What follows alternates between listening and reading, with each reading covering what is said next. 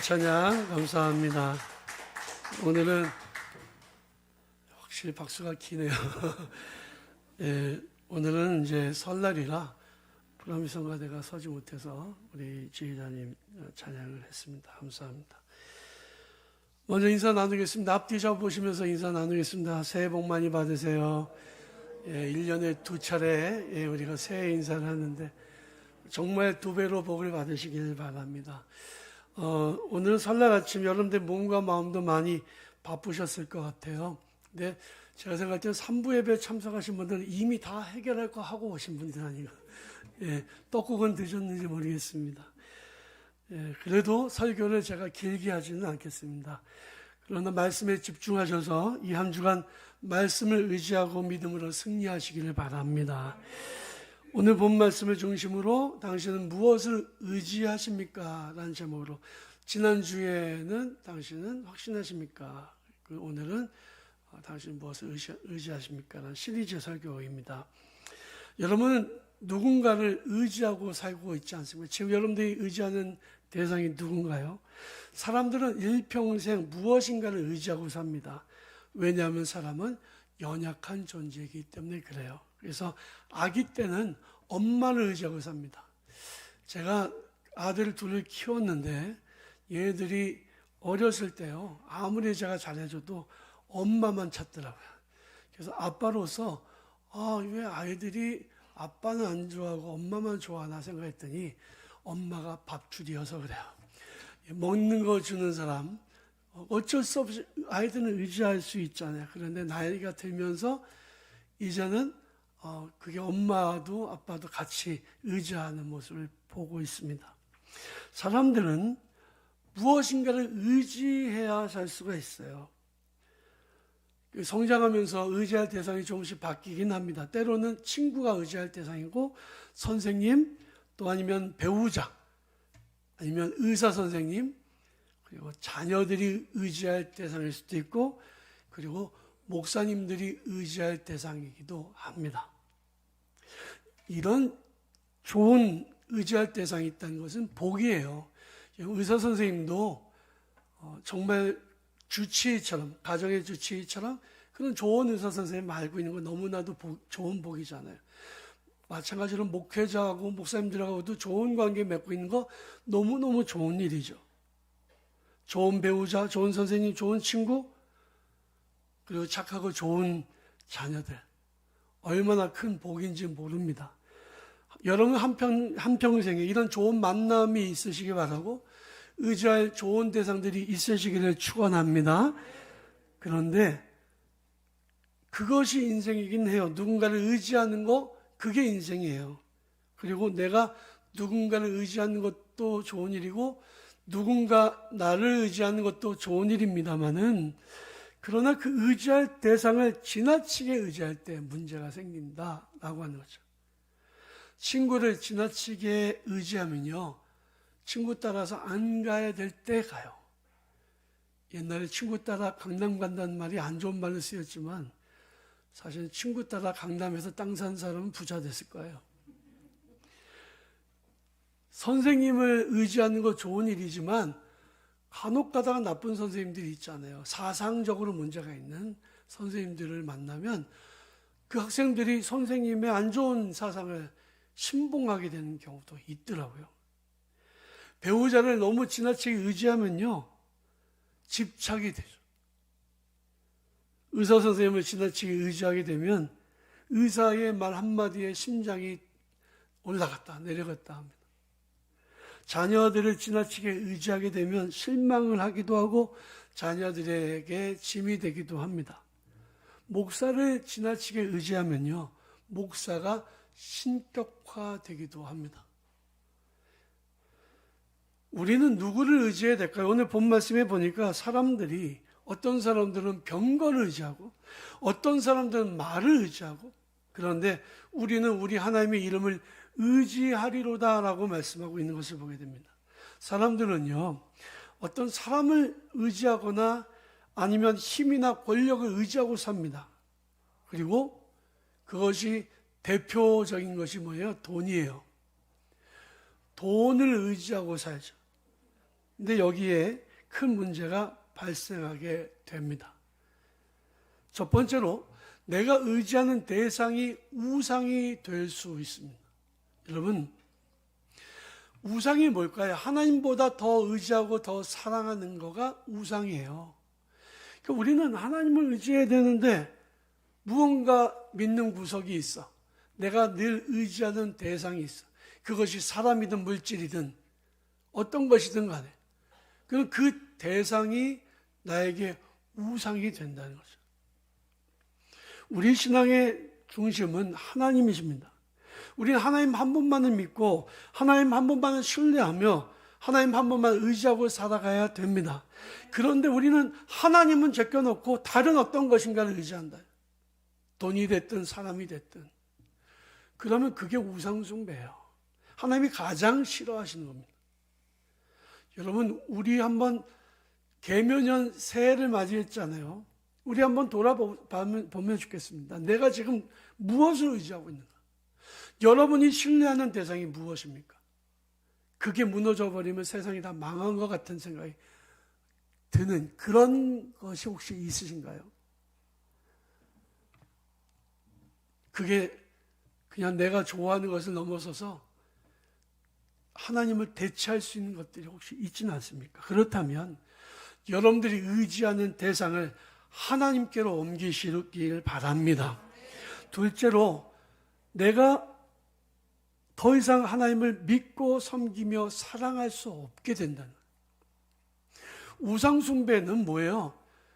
하나의 주인을 섬기는 게 우상숭배입니다. 그러니까 하나님을 사랑하는 사람은 절대 세상을 사랑할 수 없고 하나님을 의지하는 사람은 절대 세상을 의지할 수 없어요.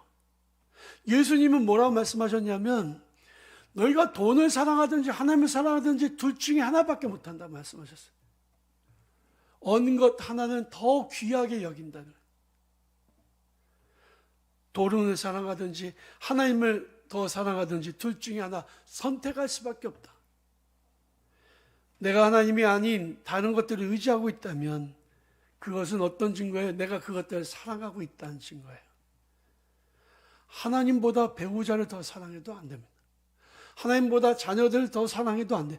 당연히 하나님보다 돈을 더 사랑해서는 안 됩니다.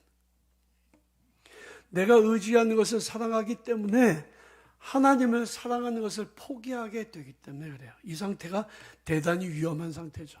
가룟 유다가 예수님을 팔아넘긴 이유는 뭡니까?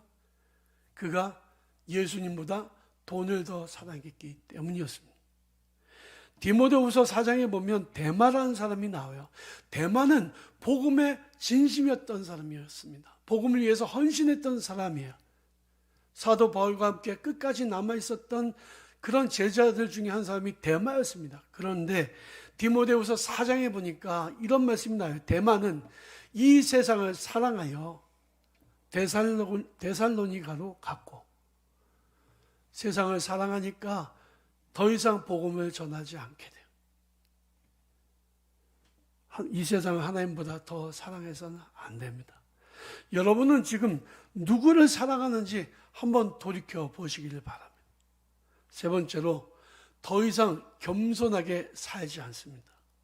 하나님을 사랑하고 하나님을 의지하는 사람은 겸손할 수밖에 없어요. 왜냐하면 주님의 처분에 맡겨야 되기 때문에 난 겸손해야 돼요. 그럴 수밖에 없어요.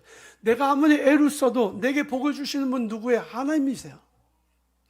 내가 애쓰고 노력하는 것 열매 떨어지지 않고 열매를 아름답게 풍성히 거두게 하시는 분이 누구예요? 하나님이세요. 그렇기 때문에 우리가 하나님 앞에서는 겸손할 수밖에 없다는 거죠. 그런데 자기 힘을 의지하고 살아가는 사람은 하나님 앞에서 겸손할 이유가 없습니다. 내 힘으로 사는데, 내 능력으로 사는데, 내 돈으로 사는데 왜 내가 하나님 앞에서 겸손해야 돼? 다윗이 물맷돌을 던졌어요. 있는 힘껏 최선을 다해서. 다윗은 경험도 많았던 목자였죠. 그런데요, 골리앗은 투구를 쓰고 있었습니다.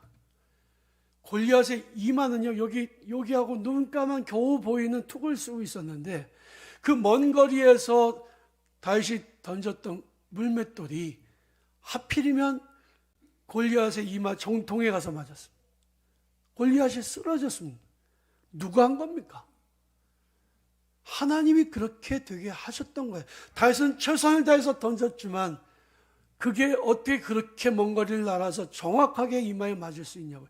이건 하나님이 하신 거죠. 베드로는 깊은 곳에 그물을 던졌습니다. 한 밤중에는 물속이 추워서 물고기들이 깊은 곳에 없어요. 그런데 상식 밖의 일을 한 거죠. 주님이 하라고 하셨으니 믿음으로 순종하고 던졌는데 기가 막힌 일이 일어났습니다. 물고기가 그물이 찢어질 정도로 많이 잡혔습니다. 던진 거는 베드로예요. 그러나 이루신 분은 하나님이십니다. 그렇기 때문에 우리는 의지하고 살아가야 되는데 온전히 그것은 하나님의 은혜였습니다. 하나님의 능력이었습니다. 사무엘상 17장에서 골리앗은 그래서 다윗은 골리앗에게 그래서 이렇게 말하는 건 너가 칼과 창과 단창의 힘을 의지하여 내게 나오지만 난 너가 모욕하는 만군의 하나님 여호와 이름을 의지하여 내게 나아간다. 하나님 없이 다른 것으로 살 수 있다고 생각하는 사람들은 그렇게 살게 냅두세요. 그들이 교만해도 그냥 냅두세요. 그러나 그거 교만한 거 얼마 가지 않아요. 성경은 어떻게 말씀하고 있습니까? 그러므로 너희는 능하신 하나님 앞에서 겸손하라 라고 말씀하고 있습니다. 여러분, 올 한 해 사시는 동안에 하나님을 의지하여 겸손한 삶을 사시기를 바랍니다. 네 번째로 이 사람들은요, 자신들이 믿고 의지하는 것과 함께 무너져 내린다. 사울, 이스라엘 초대 왕인 사울은 하나님의 말씀보다 돈을 더 사랑했던 왕이었습니다. 그는 결국에 자기가 사랑하던, 자기가 의지하던 돈과 권력과 함께 무너졌습니다. 세상 사람들이 돈과 권력, 이런 것들을 힘을 의지하는 것은 일시적이고 찰나적인 것들을 의지하는 거예요. 영원하지 않습니다. 권력도 물질도 영원하지 않습니다. 과거에 제가 전도를 할 때 옛날엔 그런 말을 좀 많이 했어요. 요즘에 그런 말 하는 사람 못 봤는데 예수 믿으라고 그래서 구원 받으라고 이야기하면 내가 왜 예수를 믿냐고 내 돈을 믿지 내 힘을 믿지 옛날에 그렇게라도 대답을 했어요. 요즘엔 그렇게도 대답을 안 하죠. 그런데 세월이 많이 흘렀습니다. 지금 내가 내 힘을 믿지 내 돈을 믿지 했던 사람들이 다 어디 갔습니까? 그들이 의지했던 힘이나 권력이나 물질도 건강도 다 무너져 버렸습니다. 그들이 의지했던 지팡이들은 대부분 이미 다 썩고 다 부러진 막대기가 되고 말았습니다. 여러분은 지금 무엇을 의지하고 있습니까? 여러분들 자신을 위하여 하나님 한 분만을 의지하고 사시길 바랍니다. 하나님이 아닌 다른 것을 의지하고 산다면 그것은 우상숭배라는 사실을 기억하시길 바랍니다. 오늘 본 말씀에서 시인은 하나님이 왜 우리의 완전한 의지의 대상이 되시는지에 대해서 말씀하고 있어요. 첫 번째로는 하나님이 우리의 도움이 되시기 때문이라고 말씀합니다. 2절에 보면 성소에서 너를 도와주시고 시온에서 너를 붙드시는 분이 누구시냐? 하나님이시라는 거예요.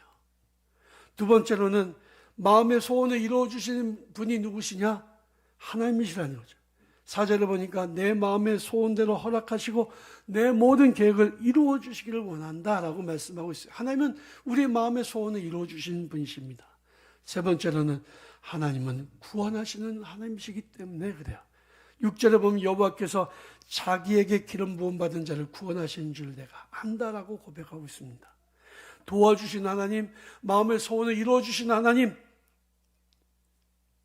그리고 우리를 구원하신 하나님, 그 하나님 의지하심으로 계면년 한 해 오늘 믿음 안에서 승리하는 우리 태연의 성도들 다 되시기를 주님의 이름으로 간절히 축원합니다.